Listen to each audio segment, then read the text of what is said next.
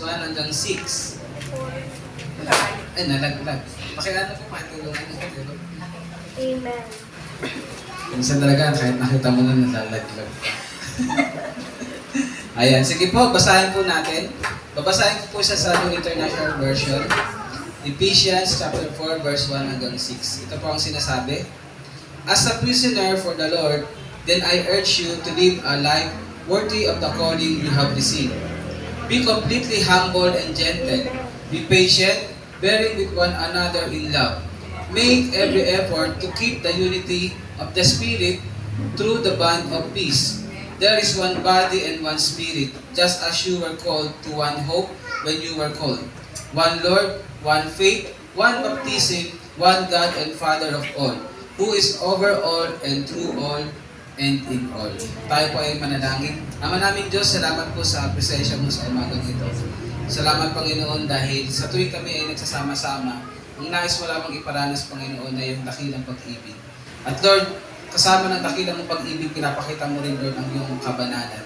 Kaya hayaan nyo nga po Panginoon na sa aming pakikinig ng iyong salita, magbigay kami ng respeto sa iyo Lord God, sa pamamagitan Lord na kami ang aming pandinig at aming isipan Lord na itutuon namin Lord sa tunay nga po Lord na makikinig sa iyong salita. Na meron kaming puso na handang matuto, handang magbago Panginoon at tanggapin ang iyong buhay na salita sa aming mga buhay. Pagpalain niyo po ang iyong abang lingkod, gamitin niyo po ang maging daluyan ng iyong pagpapala sa umagang ito. Sa iyong makulit parangal, ito aming dalangin sa pangalan ni Jesus. Amen. Talagang itong atang week na dumaan, parang iba yung pakiramdam natin. Kasi ang panahon, minsan mainit, sa umaga mainit, pagdating ng hapon, uulan. Kaya talagang apektado ang katawan natin. Sabi nga, marami sa atin yung parang nasisira yung tiyan. Alam niyo po ba na dahil lang din yung minsan ng panahon? Opo. Kasi yung tawag dun yung init, yung katawan natin hindi nakaka-adjust. Pero sa kabila ng yun, pwede ba palakpakan natin muli ang Lord? Yan. Kasi andito tayo magkakasama. Amen. Na binigyan pa rin tayo ng Lord ng kalakasan upang tawag doon magkatipon-tipon muli at papurihan ang kanyang dakilang pangalan. Amen po ba? So, ready na po ba tayo sa ating pag-aaral ngayong umaga? Ayan, I hope po na ang hindi lang basta tayo makikinig, kundi ang puso po natin ay handa rin pong matuto. Amen? So, ngayong umaga po, ang pamagat ng ating pag-aaralan ay simple lamang. Yan, napakasimple pag binasa natin. Of believers, o yung pagkakaisa ng mga mananampalataya. So, sabi nga po, no, ito pong Book of Ephesians, isa po sa mga tema na binigay po ni Apostle Pablo dito ay yung magkaroon po dapat ng pagkakaisa ang bawat mananampalataya. Amen. Kaya rin naman pagkakaisa, minsan isa lang ang gumagawa at ang iba ay walang pakialam. Amen po. At napakadaming gawain pero hindi nagkakaisa. Ibig sabihin, napakahalaga po ng pagkakaroon ng pagkakaisa dahil ito po yung bagay na nagpapadali ng isang bagay na may gawain. Amen po. Sabi nga po, isa po sa tema ngayon sa PGCAG ay tinatawag na synergize. Sabihin nyo nga po, synergize. Synergize. Ayan, ibig sabihin po, nagkakaroon po ng unity. Nagkakasundo sa isang bagay na pagtutulungan. Amen po. So sabi nga po, ito ay naging tema ni Apostol Pablo sa kanyang pagtuturo dahil naranasan na ni Pablo kung paano nangyari sa isang church ang walang pagkakaisa. Sabi nga po, sa isang church, may nagsabi sa kanya, kay Apollo, ako, kay Pablo. Amen? Kasi, tawag doon, parang isang church sila, pero parang iba-iba ang kanilang pinaniniwalaan. Iba-iba ang kanilang gusto. Amen po? I-imagine na nga lang po natin kung halimbawa dito sa FCC Church. Yeah, dito sa FCC Church. Ano kaya ang kalagayan natin kung wala tayong pagkakaisa? Amen? Halimbawa na lang siguro sa simple lamang na pagluluto. Yan. Kasi sa FCC, kilala tayo na laging kumakain. Tingnan niyo mga katawan kung laging bang mukhang kumakain. Pero huwag natingnan si Renzi. Yan. Laging diet dyan eh. Na, siguro kung wala tayong pagkakaisa na pagtatalunan natin, anong lulutuin? Ay, ayoko si nanay, habi mo magluto. Mas masarap si nanay, hindi na yun. Sasabihin natin, hindi. Sabihin naman ng isa, hindi si nanay, habi mo. Kaya nanay, habi mo ako, dalawa sila magluluto. Yeah. Na walang pagkakaisa.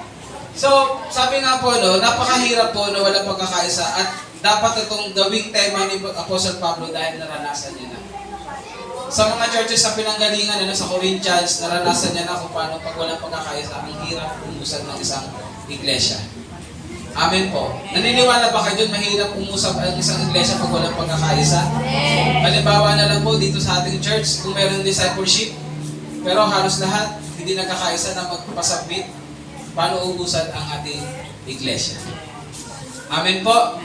So sabi nga po, no, dapat nating maunawaan na isa po sa paraan ni Satanas na para tayo ay gabiin, para tayo ay wasakin, ay yung tinatawag na i-disunite na tayo. Naniniwala kayo doon? Hahatiin niya tayo.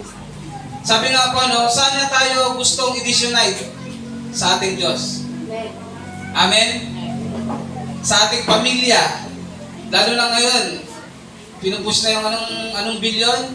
Divorce. Ano pang gawain ng divorce? Pag-isahin ng pamilya o wasakin? Ayun po. Dapat pumalinaw sa atin yan. At sa ating mga loved ones and even sa church. Ayun po ang isa sa gawain ni Satanas. Gusto niya ang isang tao hanggat maaari mag-isa lang. Amen. Kaya nga siguro nauso yung tinatawag na salitang, ano ba yun? Introvert. Mas meron pang isang salita yung parang gusto mag-isa lang bukod sa introvert, meron pa rin yun. Hindi, yung parang basta gusto niya mag-isa lang siya. Sino yung nakapanood na ng Inside Out? Loner. 2? Meron na ba rito? Hindi nyo alam yung Inside Out 2. Kasi sa mga bata, ano sila ang dami itong mga emotion. Ang dami mga emotion na pinapakita. So, parang natatakal din yung different emotion. Napakita yung bata, parang gusto walang ginagawa, gusto lang mag-isa. Pero alam nyo, si Satanas, ang gawain na kasi gusto niya mangyari, ang isang Kristiyano ay nakahiwalay. Laging nakahiwalay. So, tatanungin ko po kayo, ano po pakiramdam ninyo nung kayo ay nag-iisa? Malungkot. Ayan. Kasi ayun po ang katotohanan na no man is an island. Amen? Kaya nga si Adan, di ba, ano nakita ng Lord kay Adan? Yung pinapangalanan niya yung mga hayop, wala makita si Adan na suitable sa kanya. Kasi ano kailangan ni Adan? Hayop ba o tao? Tao. Ayan. Kaya daw sa mga pet lovers, ayan, wag naman puro hayop lang gusto niyo. Ayan, tao. No? Sabi nga po, no, kaya ginawa, no, nilikha ng Diyos si Eva. No? Kasi kailangan nagkaroon ng unity. Amen po ba? So si Satanas gusto niya talagang hiwalay tayo. Kaya naman dapat natin maunawaan kung gaano kahalaga ang salitang unity of believers. Amen po ba? Sige, tingnan mo nga yung katabi mo ngayon kung meron kayong unity. Sa tingin ba natin magpagkakaisa po ba tayo dito? Ako po sasabihin ko, praise God, meron. Amen. Pwede ba palakpakan natin ang Lord? Kahit na sabihin na, sabi nga, no, we are not that many, pero sa ating bilang ngayon, praise God, tayo ay nagkakaisa. At napakahalagang bagay po na meron tayong pagkakaisa. Dahil doon po tayo tumatatag. Amen po? At nagkakatulungan po tayo. Amen po ba? Kaya nga, actually, pag sinabi natin na unity, kaya natin i-attain. Do you believe that? Pero ang tanong kasi, ang katotohanan ay yung challenge on how are we going to maintain unity. Amen. Alam niyo po ba yung nakaraang eleksyon? Ano yung team? Unity team? Hindi na sila united. Naghiwalay na sila. Naghiwalay na, break up. Yan. Kasi ang totoo, madaling magsama-sama pero mahirap panatiliing magsasama-sama. Amen. Amen po ba? And it's the same sa atin sa church. Kaya naman, si Apostle Pablo, kailangan niyang itakal ito kasi alam niya madaling mabuo ang church pero ang hirap i-maintain na magkasama ang church. Nagkakaroon ng tawag doon ng division. Nagkakaroon ng kanya-kanyang kuro-kuro, nagkakaroon ng mga grupo-grupo. So kailangan niyang i-address ang bagay na to about unity. Kaya nga sa umagang ito, ang pag-uusapan po natin ay dalawang bagay lamang. Una po, yung ano ba yung mga attitude na kailangan natin to maintain unity. And ano nga ba yung basis natin para tayo ay maging united. Amen. Ready na po ba ang bawat isa? Ayan, alam ko na talagang challenge sa atin ngayon yung nangyayari, no? Kasi mismo ang paligid, talagang sa maririnig natin, makikita natin, talagang nagkakaroon ng mga division. Mismo sa body of Christ, nakakalungkot dahil nagkakagatan masyado sila mga Kristiyano na madaling tirahin ang kapwa Kristiyano pero hindi kayang labanan ang mga hayag na kasalanan. Minsan sa loob mismo, nagkakagatan. At ayoko mangyari yun, ayaw ng Lord mangyari yun sa atin. Amen po ba? Wala ba nangangagat dito? Wala naman, ano? Ayan, so we will tackle now, ano nga ba yung mga attitude na kailangan for us to maintain unity. At yun din po yung nabanggit dito ni Apostle Pablo. Okay? So, alam na natin itong mga babanggitin, but then, ito ay binanggit ng Apostle Pablo dahil napakahalaga natin mapag-aralan muli. So, the attitudes that we need to maintain, and our needed attitudes to maintain unity or maintaining unity. Unang bagay po, lowliness. Yan. Alam ko, napaka-linaw na sa atin ito yung word na lowliness, na sinasabi nga po dito, no? Make every effort to keep the unity of the Spirit through the bond of peace. Ayun, no? Sinabi rin dito na, be completely humble. Sabi nyo nga po, humble. Humble. Ulitin natin, yung word na parang ikaw mismo yun. Humble. Humble. Yan. Sabi mo nga, humble ako. Humble ako. Sabi, kung sinasabi ito, humble ako, hindi. Humble ka. Yan, ano. Isa po sa bagay na nakakapagpatatag ng pagsasamahan ay yung tinatawag na lowliness o yung tinatawag na being humble. Naniniwala po ba kayo doon? Sabi nga po, no, yung pag sinabi pong humble, ito po yung having opinion na tinitingnan mo yung sarili mo na hindi ka mataas kesa sa iba. Yes. Amen po ba? Alam niyo po, ito yung katotohanan na dapat natin ma-realize habang tumatagal po tayo. Isa po sa nagiging tawag na parang nagiging tukso. Sabi nga, tukso. So, Sa isang mga Kristiyano, parang ikumpara mo yung sarili mo sa iba. yes. Totoo po yun. At alam niyo yun. Amen? Dalawa lang naman ang pwedeng mangyari kapag dumarating na yung time na kinukumpara mo yung iba, yung sarili mo sa ibang mga kapatiran. Kung hindi ka magmataas, ay masyado mo namang i-down ang sarili mo. Yes. Amen po ba? Kaya tinuturuan tayo ngayon ng Diyos, no? Sa pamagitan ng katuruan ng Apostle Pablo, that we need to remain humble. Ulitin ko nga po, sabihin nyo, humble. Humble. Ayan. So sabi nga po, a deep sense of one's littleness o moral littleness or modesty, humility, lowliness of mind. Ibig sabihin, sa isipan po natin, lagi natin pong titingnan ang ating sarili na tayo ay namumuhay lamang dahil sa biyaya ng Diyos. Amen. Amen. Sabi nga po, no, isang bagay para hindi tayo magmataas, para, sabi nga no, parang ating paa ay lagi nakaapak sa lupa, tandaan mo lamang kapatid, na ang lahat ng ito ay dahil sa biyaya ng Amen. Diyos. Ang pangalawang bagay, dahil sa biyaya ng Diyos, bakit mo hindi kailangang ikumpara ang sarili mo sa iba o tignan na mas mataas ka? Dahil ang lahat po tayo ay nasa proseso pa ng pagtutuwid ng Diyos. Amen po ba? Kaya nga po nagkakaroon po minsan ng ng sakit, ng sugatan sa isa't isa, minsan sa church, lalo na kapag ang isang mananampalataya ay nagsasabi po na sinusukat na yung pananampalataya ng kapatiran. Amen. Kaya dapat po maging maingat din tayo sa ating pananalita. Kaya nga napakahalaga yung sinabi rin sa aklat ng Mateo na kapag tinignan mo pag tinitignan mo yung kasalanan ng kapwa mo, ano daw muna tingnan mo? Sarili mo. Ano daw yung nasa iyo? Troso. Alam niyo po ba kung gano'ng kalaki ang troso? Lumayak. Wag ba daw tingnan yung puwing sa mata? Puwing lang. Pero sa'yo, nasa troso pala. So, isang paalala yun ng ating Panginoong Jesucristo na tingnan mo lagi kung ano yung kalagayan mo. Amen. Amen po ba? Kalagayan mo sa harapan ng Panginoon. So, ayun yung magpapamaintain sa atin to be humble always. Amen po ba? So, ang tanong, madali nga po ba maging humble? Ang totoo po, sasabihin natin na hindi po ganun kadali.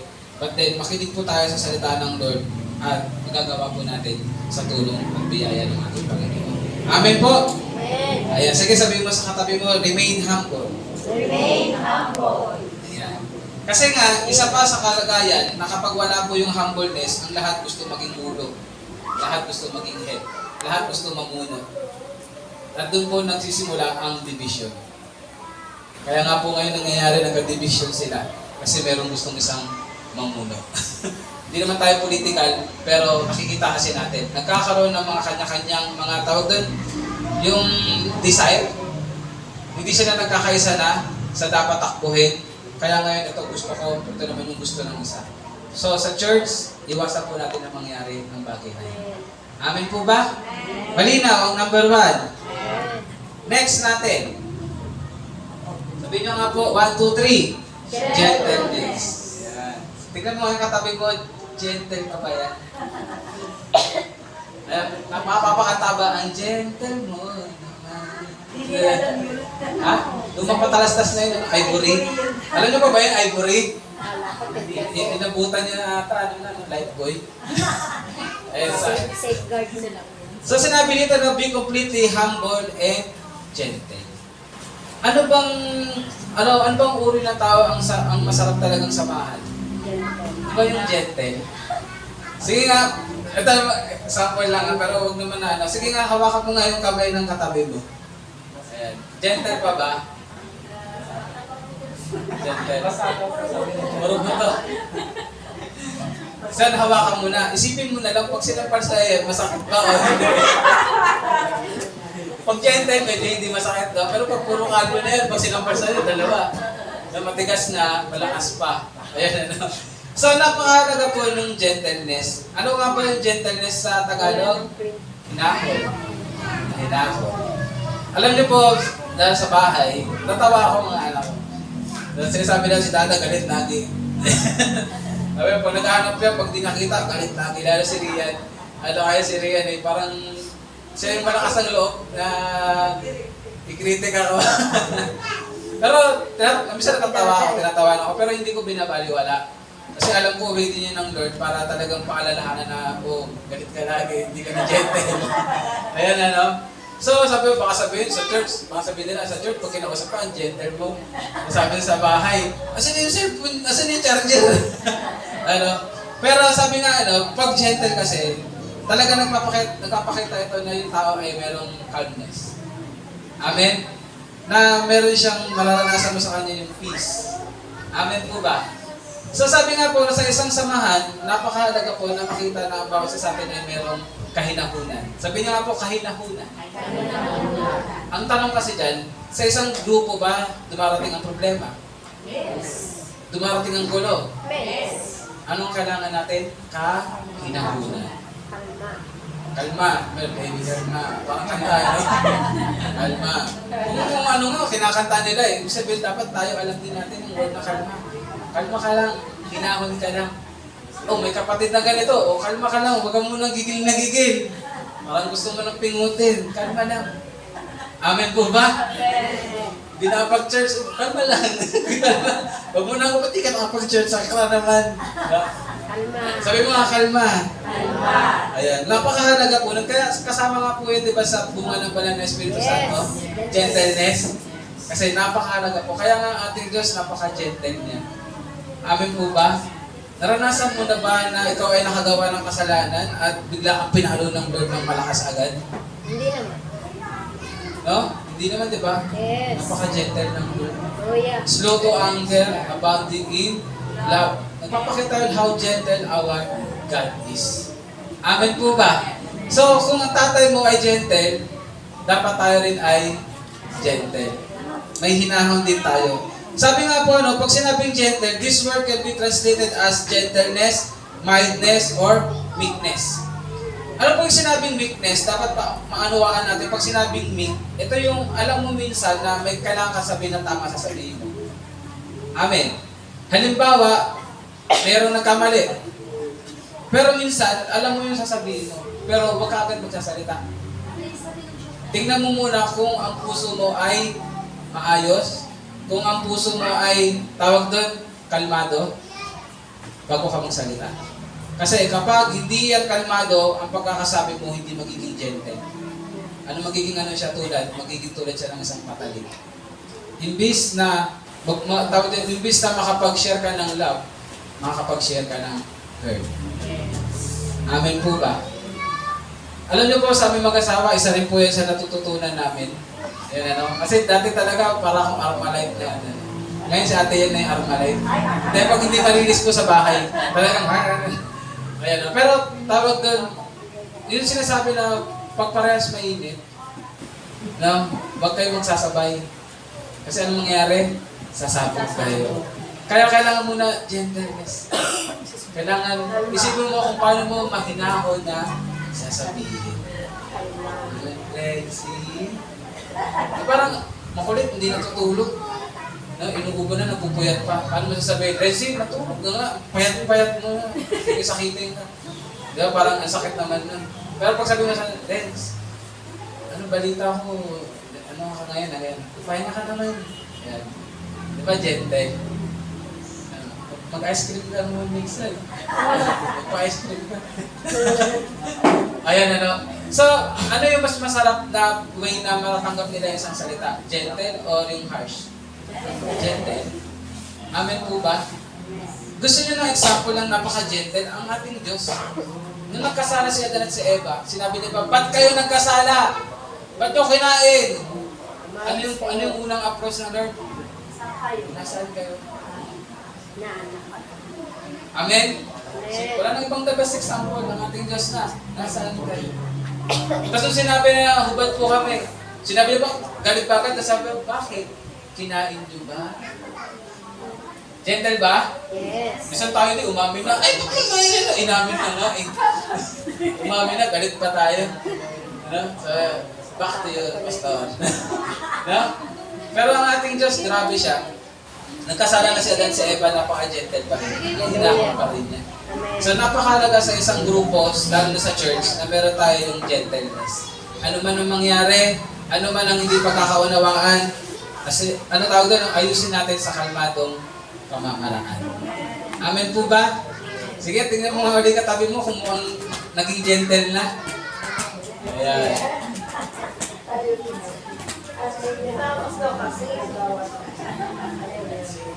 Napakahalaga po ng gentleness para ma-maintain ang unity.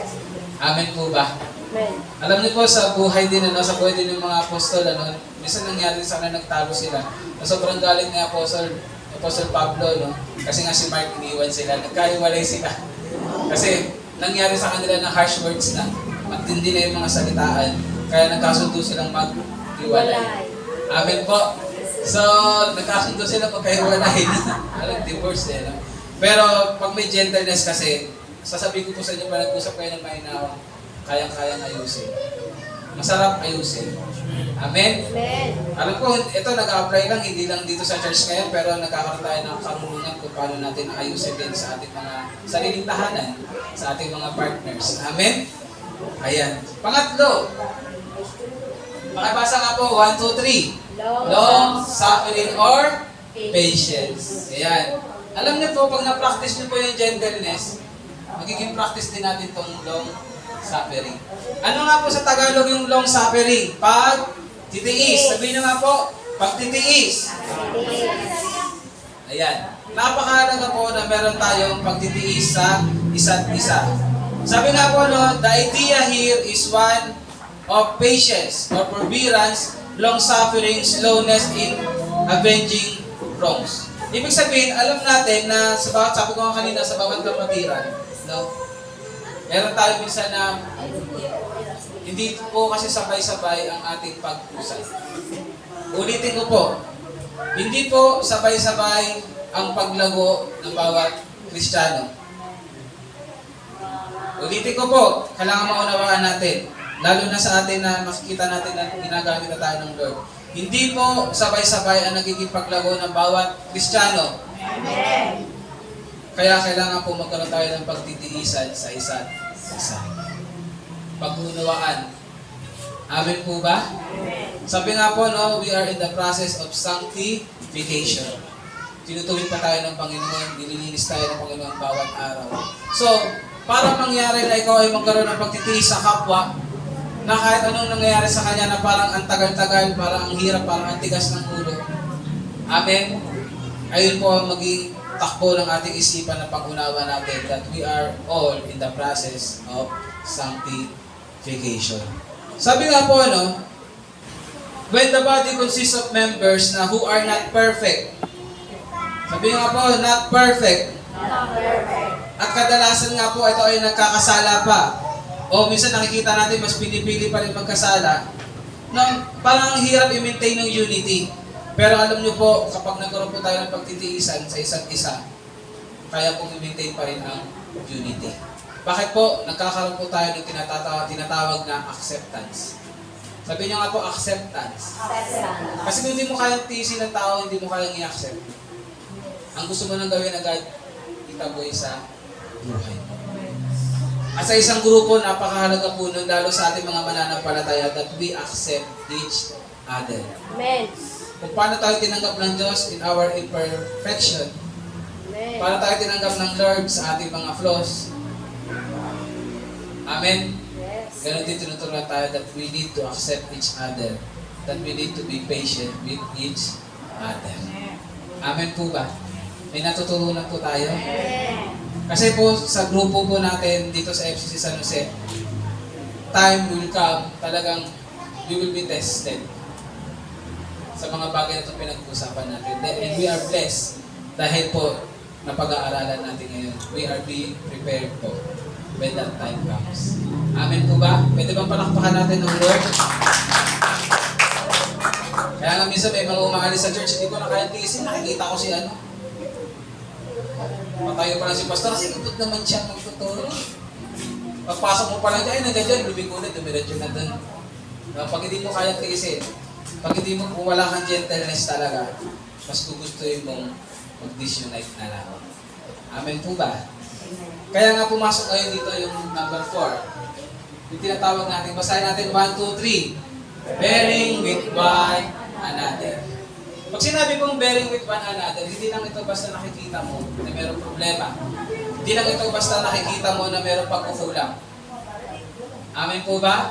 Pag sinabi kong bearing with one another, ito po yung tayo ay nagtutulungan. Ulitin ko po. Pag sinabi po natin bearing with one another in love, ito po tayo ay nagtutulungan.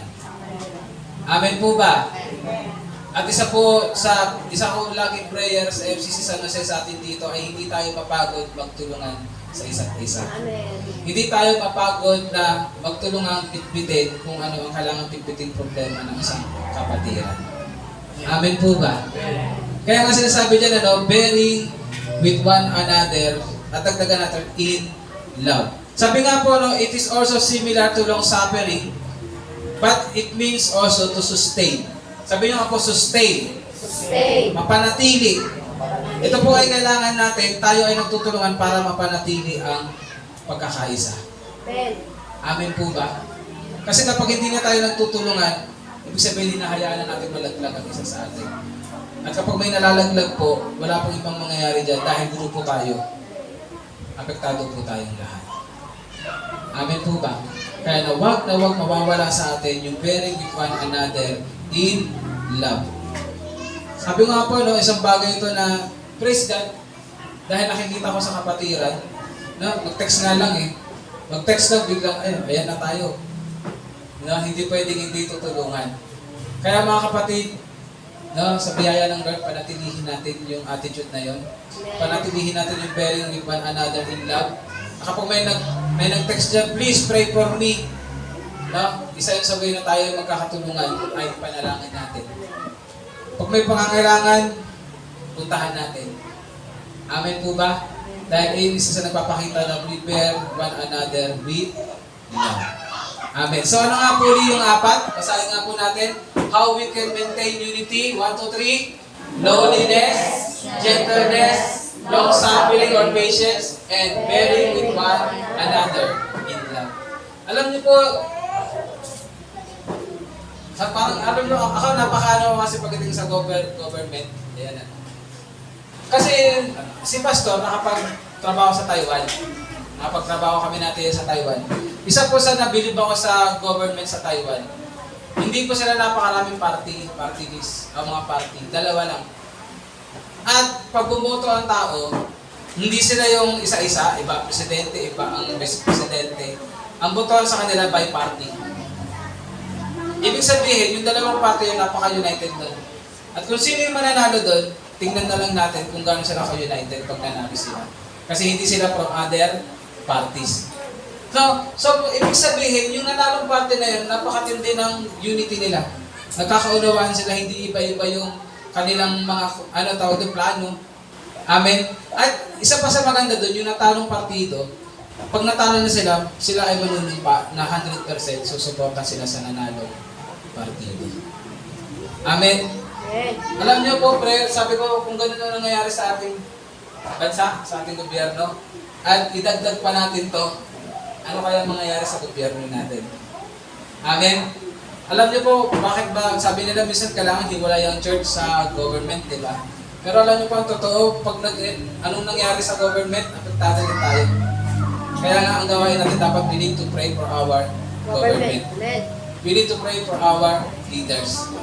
Dapat po maging aware tayo sa nangyayari ngayon sa ating government. Aware ba kayo? Amen. Hindi po biro-biro na hiniwalay ang vice presidente sa presidente. Amen.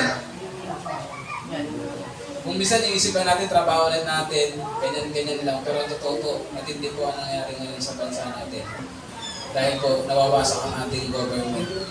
At, mind you po, matindi po ang pwedeng mangyari kapag nagkakaagawan po sa posisyon. Amen. So, sabi nga po, let's pray na bawat sa kanila rin ay magkaroon ng lowliness, ng gentleness, ng long-suffering, bearing with one another. But then, pinakamahalaga po sa atin po dito ngayon, sa church, i-apply po natin ang bagay na ito. Pwede po ba? Gusto ba natin lagi tayo nagkakaisa? Meron ba tayong mga differences sa isa't isa? Totoo. No? Ilang taon na ba tayo nagkakilala tayo? Diba? Kami, nung nakilala namin kayo ay si Pastor ay nasa 36 pa, 37 na. Ibig sabihin, iba-iba ang pinanggalingan natin, iba-iba ang mga naging pinangkalakahan natin. Pero pag in-apply natin to, magkakaisa pa rin po tayo. Amen po ba? Kaya pasok tayo ngayon na sa kabila po ng iba-iba ang ating pinanggalingan, sa kabila po na iba-iba ang ating tawag doon naging pag-brought up sa atin, ano nga ba ang basis para tayo ay magkaroon ng pagkakaisa? At ito po ay mabilis lamang po. Sabi nga po dyan, the basis for the unity of believers. At yan po ay binanggit din ni Apostle Pablo.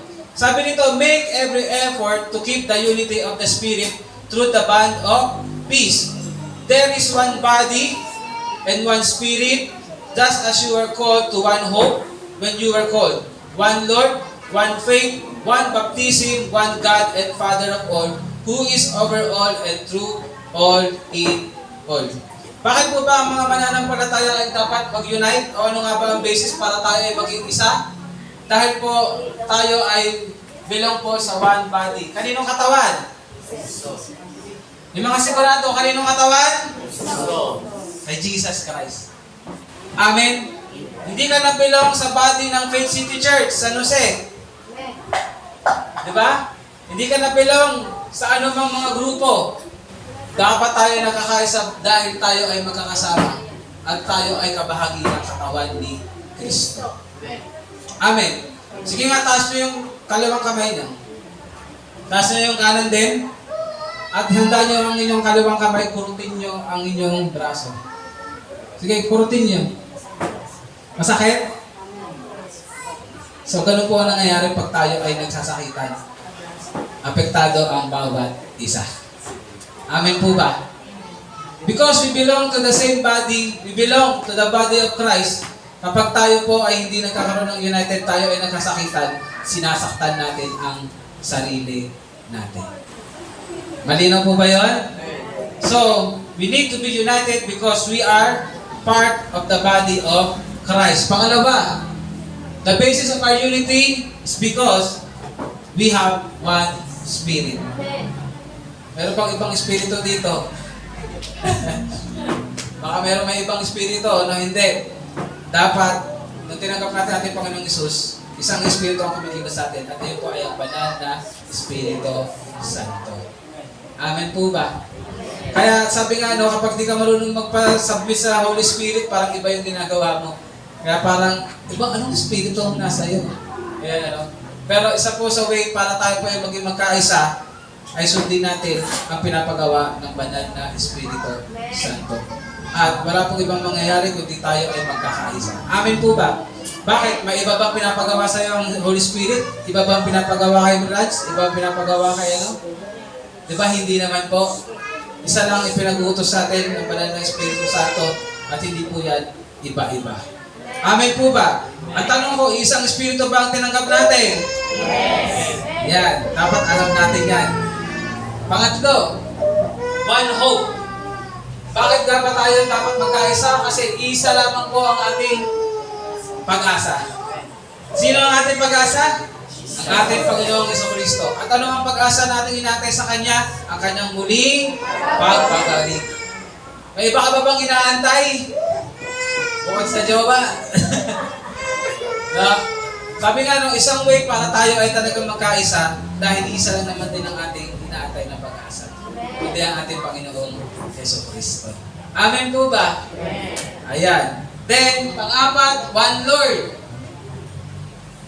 Kailangan ko pa bang paliwanag yan? Sinabi na yan kanina ni Ate Yen, ang ating Panginoong Jesucristo. Siya ay King of Kings and Lord of Lords.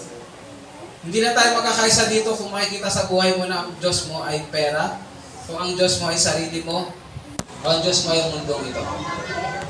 Amen po ba? Pero kapag dito sa church na ito, makikita na ang Diyos mo, ang Panginoon mo ay si Jesucristo, tapos ang usapan. Amen. Nagkakaisa tayo. Amen po ba? Kaya nga alam natin kung ano yung priority natin. Sino ang priority natin? Si Lord. Kaya pag sinabihan, oh, itong gagawin natin, opo. Hindi na tayo yung parang kung ano-ano pa mga sinasabi natin. Ibig sabihin, nagkakasundo tayo, nagkakaisa tayo, na ang Panginoon natin ay ating Panginoong Jesucristo. Amen po ba? Amen. Ano pa po ba ang basis ng ating pagkakaisa bilang mananampalataya? Ano daw po? One faith. One faith. Iba-iba ba ang ating pananampalataya? Pero pa rin ba nananampalataya dito na maliligtas sa mabubuting gawa? Hindi. Wala. Pero pa rin ba nananampalataya dito na kahit patay na, pwede pang maligtas? Wala. Pero pa rin ito nagsasabi na hindi lang si Jesus ang daan ng kaligtasan? Kapag hindi gano'n ang faith mo, hindi tayo magkakaisa. Kasi ang faith ng Faith City Church ba? Ang faith talaga ng Faith City Church, ang daan lamang ng kaligtasan ay ang ating Panginoong Jesucristo. Ang ginawa niya sa krus ng Kalbaryo at ang kanyang muling pagkabuhay at ang inaantay natin ang kanyang muling pagbabalik. Amen po ba? Nakakaisa pa tayo doon? Dapat nakakaisa tayo. Sabihin ko kapag hindi ka nakaisa sa bagay na yun, magkakagulo tayo. Hindi naman. Pero mahirap. Kasi hindi tayo magkakasabay-sabay. Amen po ba? Amen. One faith. And next, one baptism. Pag sinabing one baptism, yung nangyari sa'yo. Yung nangyari sa atin inward. Kung paano ka naligtas. Iba-iba ba? Ang way ng kaligtasan natin tinanggap, diba? Hindi naman. Parehas lang. Tinanggap natin ang kaligtasan saan? Sa pananampalataya sa ating Panginoong Jesucristo. One baptism, ano ibig sabihin? Lahat tayo dito ay mga bago ng dinala. Patay na ang ating lumang pagkatao. Sino yung mga bagong bautismo dyan? Taas nga ba yung mga bagong bautismo? Ayan. Parang si, ano na nandito ngayon, ano? Wala sila eh. Ayan, ano? So, napakalinaw pa kung ano yung nangyari, no, sa baptism. So, ayun po yung ibig sabihin dyan na one baptism. Kung ano ang nangyari kay Jesucristo, ayun po yung nangyari sa ating spiritual na pamumuhay. Amen po ba? And next, ito ang pinakamahalaga sa lahat. Basahin po natin 1, 2, 3. One God and Father. Nagkakaisa tayo dito dahil iisa ang ating Diyos. Amen po ba? Napakaganda lang po nung inawit natin kanina. Ano yung kinanta natin huli? Ikaw ang tunay na Diyos. Ika'y walang katulad. lang. Ika'y ano po? Nag-iisa. Ikaw lamang, wala nang iba. Kapatid, iisa lang ang ating Diyos. Kailangan po nating panampalatayanan yan. Kailangan po nating panghawakan yan. Iisang Diyos saan po? Sa tatlong persona. Hindi tatlong Diyos, kundi iisang Diyos sa tatlong persona. Siguro tatanungin ng iba, paano nangyari? Hindi natin kayang kalukin ang isipan ng Diyos. Pero ang kailangan lang natin ay panampalatayanan. Amen po ba? Tatanungin ko kayo ngayon, sa lahat bang yan, nagkakaisa tayo? Are we belong? Just say aloud, Amen. Are we belong to the one body of Christ? Tinanggap ba natin ang isang Espiritu ng Panginoon? Ang ating bang pag-asa ay ang muli pagbabalik ng ating Panginoon? Isa pa ang ating Panginoon, si Yesu Cristo lamang. Ang ating pananampalataya ba ay dahil sa ginawa ng Panginoon sa atin? At tayo ba lahat ay mga bago na nilalang? At ang ating Diyos ba ay isa lamang? Amen. Ayan po yung basis ng ating unity. Kapag tayo ay nagkakaisa dyan, mga kapatid, mahirap tayong buwagin. Amen po ba? At kapag bumalik pa tayo sa kabila kanina, on how we can maintain unity, mas magiging matatag ang ating samahan. Amen po. Napakahalaga po ng isang iglesia ay nagkakaisa dahil mas malayo ang ating mararating. Dahil mas malaki ang ating magagawa at mas marami tayong maaabot. Alam niyo po, tandaan natin lagi, kapag ikaw ay nag-iisa, oo, kaya mong mabilis, pero hindi ka tatagal. Pero kapag marami, kahit dahan-dahan, kayang lumayo. Amen po ba? Palakpakan natin ang Panginoon. We need to be united as believers of Christ. Kaya, di ba sinasabi doon, peace be with you. Sabihin naman natin ngayon, let us be united. Sabihin mo sa katabi mo, let us be united. Tayo ay magkaisa. Tayo pong lahat ay tumayo at tayo po ay manalangin. Siguro po